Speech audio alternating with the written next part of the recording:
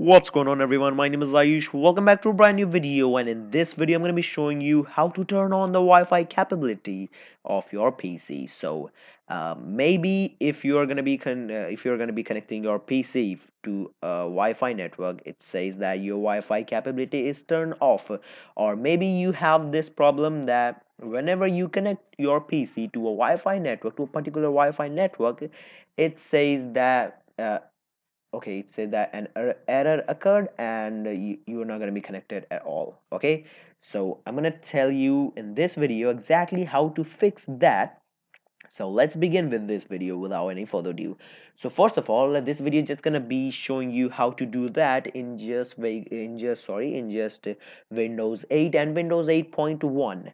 So what you want to do is you just want to go ahead to the corner of your screen, then settings, change PC settings, and then you're gonna be having this. So I haven't activated my Windows yet, so just ignore that. I'm gonna do that. I'm gonna fix that. Okay, so you're gonna be having a ton of tabs.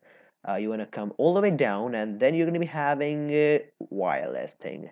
Just click on that tab, and you're going to be having three options. The first one is flight mode, and then wireless devices, which is going to contain Wi-Fi and Bluetooth, obviously.